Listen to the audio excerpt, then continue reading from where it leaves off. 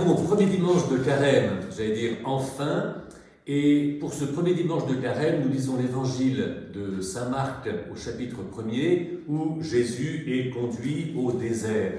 C'est juste après le baptême, fête que nous avons célébrée à la messe il y a un petit mois. Et voilà ce que nous dit saint Marc.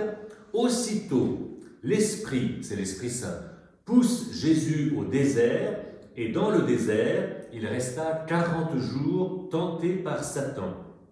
Il vivait parmi les bêtes sauvages et les anges le servaient. Je vous invite à bien regarder la scène que nous venons de lire. Regardons Jésus, regardons les bêtes sauvages, regardons les anges.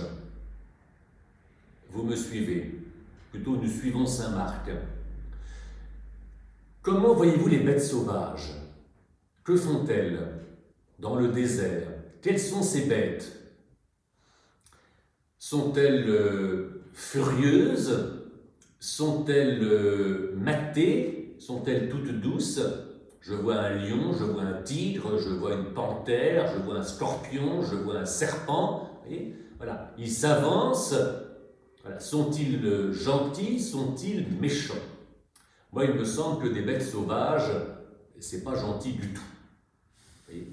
Et si Jésus, qui vient d'être reconnu comme le Fils de Dieu sur lequel repose l'Esprit Saint, a été révélé ainsi, c'est pour mener le combat dans un monde méchant, dans un monde où il y a beaucoup d'acteurs de mal et de mort. Donc je crois, moi, que les bêtes sauvages, elles sont déchaînées. D'ailleurs, à la fin du carême, sur le Golgotha, on entendra Jésus prier le psaume 21-22, « Mon Dieu, pourquoi m'as-tu abandonné » ou « À quoi m'as-tu abandonné » Et dans ce psaume, il est bien écrit que des lions, des chiens, des bêtes sauvages sont là, qui m'entourent et qui m'en veulent à mort.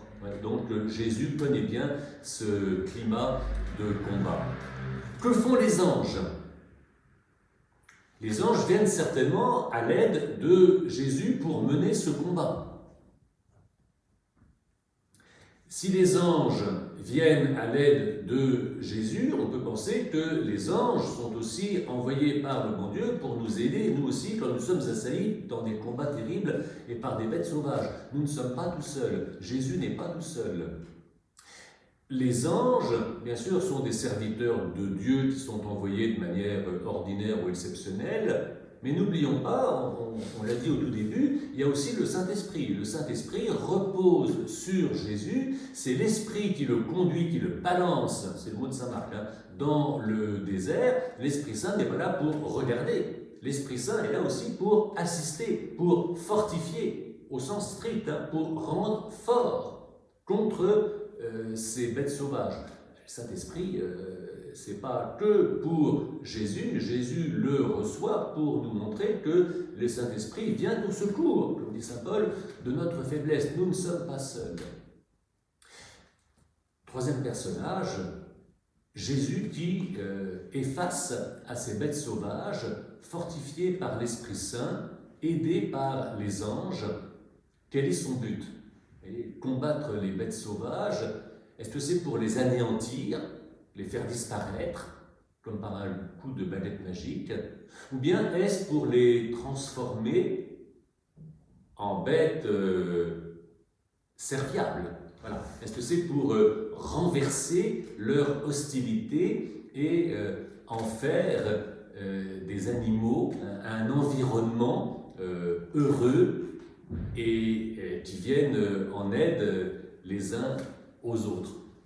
Alors, pour nous préparer à cet évangile, en ce dimanche, nous avons deux lectures extraordinaires. Et, on va revenir à peut-être une promesse qui nous avait été faite dans le livre de la Genèse et qui est reprise par le premier des apôtres, c'est-à-dire par saint Pierre qui nous parle dans la première lettre.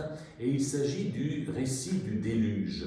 Nous connaissons bien ce récit du déluge au début de la Bible. C'est un récit qui est terrible.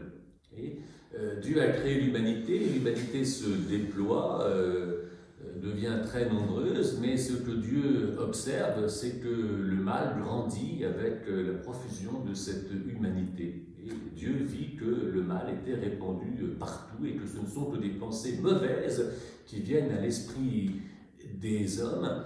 Et le récit nous dit que Dieu se repent d'avoir créé une telle humanité. Il y a des matins où on se réveille en disant « Aïe, aïe, aïe, ce monde est bien difficile et moi-même, je ne suis pas du tout à la hauteur de ce que je voudrais être. » Alors Dieu prend une solution, semble-t-il, très radicale. Je vais faire pleuvoir pendant 40 jours et 40 nuits. Voilà, ce qu'il fait, mais en ayant bien soin, en regardant un peu qui est là, d'avoir repéré un certain Noé. On nous dit que Noé vivait de manière juste et droite, et Noé reçoit un ordre qui peut paraître complètement absurde: tu vas construire un bateau. Oui. Alors la tradition nous dit que l'endroit où Noé habitait, c'était une montagne. Et imaginez que Noé a commencé de construire son bateau sur une montagne. On disait, mais il est fou, quelle idée de construire le bateau sur une montagne. Sauf que la pluie a commencé de tomber et que l'eau a commencé à monter. Et que quand l'eau monte, les endroits qui sont à l'abri, ce sont justement les montagnes. Et le bateau était disponible pour tous, pour que tout le monde puisse arriver sur la montagne et monter dans le bateau. Il n'y a pas eu grand monde qui a cru qu'on pouvait monter dans le bateau. Mais les animaux, les animaux, vous voyez, dans le déluge, ils sont plus malins que dans l'évangile, en tout cas, ils sont plus doux, ils sont plutôt coopérants. Eux, ils vont monter, justement, un bon représentant de chacun dans le bateau. Et Noé et sa famille, ça fait 8 personnes en tout, c'est pas énorme. Donc ses 3 fils, leur femme, et puis la femme de Noé, ainsi vont être sauvés. Là encore, regardons la scène, un peu telle que je vous l'ai racontée, à la fois selon la Bible et selon quelques éléments de tradition complémentaires. Que fait Dieu? Voilà une question qui est très importante. Que fait Dieu? Nous connaissons une pandémie, nous connaissons ce virus qui nous attaque. Vous voyez, tiens, ça pourrait servir pour comprendre notre situation. On voit ce que fait le virus, alors que fait le Saint-Esprit, que font les anges, mais que fait Dieu? En demandant à Noé de construire ce bateau dans un lieu invraisemblable, en regardant qu'il y a vraiment du mal qui se répand, qu'est-ce que Dieu veut faire en donnant cet ordre à Noé de construire un bateau? Saint Pierre nous le dit. Saint Pierre nous dit dans sa lettre, c'est la deuxième lecture de ce dimanche, que Dieu a fait tomber de l'eau pendant 40 jours et 40 nuits pour sauver l'humanité. Voilà. Et on voit une humanité, notre humanité, nos propres personnes, nous sommes enclins au mal. Comme dirait Saint Paul, le mal qu'on ne veut pas faire, on le fait quand même. Le bien qu'on voudrait faire, on ne le fait pas. Est-ce qu'il y a une solution? Oui, le salut. Dieu ne veut pas nous punir, Dieu ne compte pas les points, Dieu veut sauver l'humanité. Et l'eau, c'est un don de Dieu pour sauver. Mais ça, il faut le comprendre.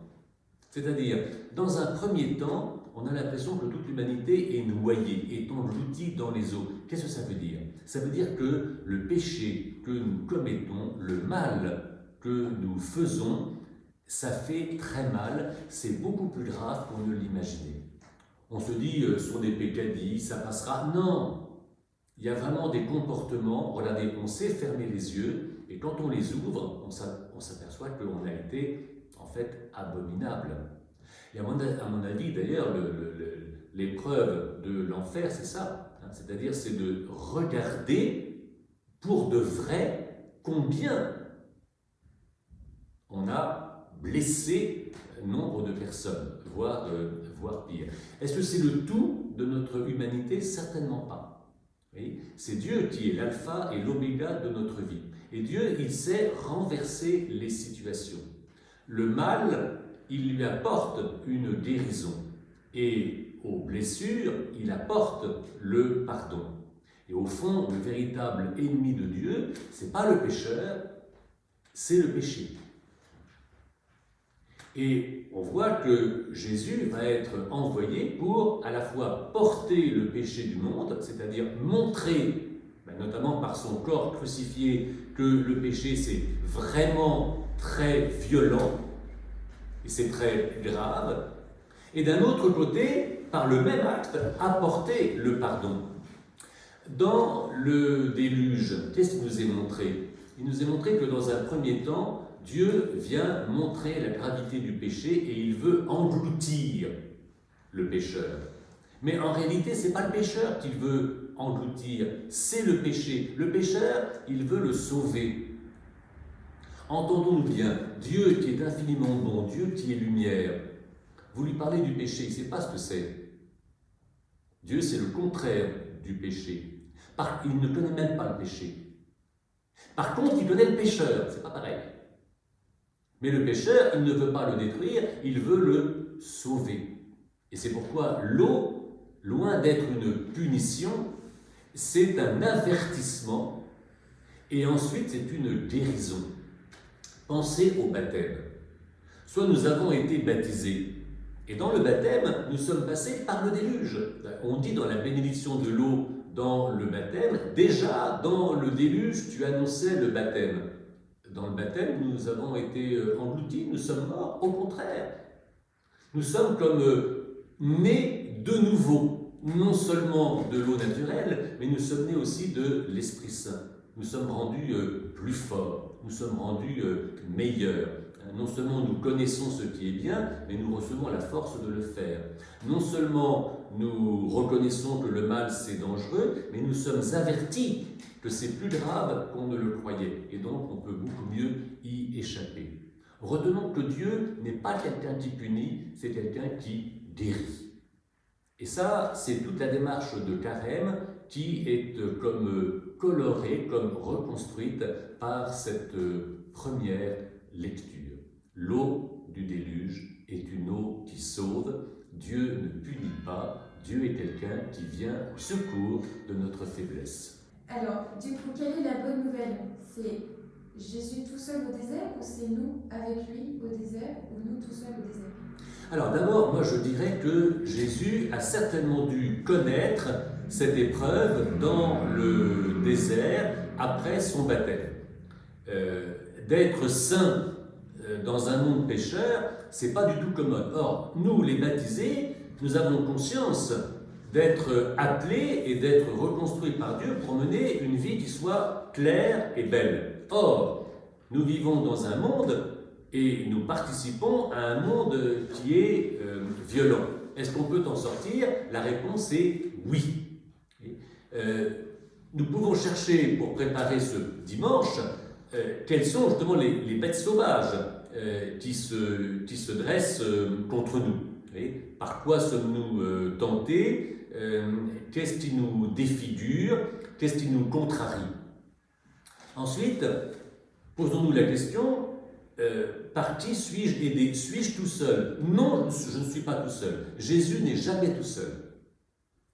Jésus est le Fils du Père qui l'aime et il est fortifié par l'Esprit Saint. Est-ce que moi j'ai conscience d'avoir cette même aide que Dieu me donne? Enfin, est-ce que je cherche simplement à m'évader des difficultés de ce monde ou est-ce que je cherche à apaiser le bruit, la fureur, les contradictions, la violence autour de moi? Je crois que Jésus a choisi d'apaiser. D'ailleurs, ce sera le premier mot de sa résurrection, à la fin du carême. La paix soit avec vous. Est-ce que je veux vivre dans un monde difficile comme un artisan de paix? Oui ou non? Jésus l'a vécu, il me demande et il me donne de le vivre. Voilà pour moi la bonne nouvelle de ce dimanche.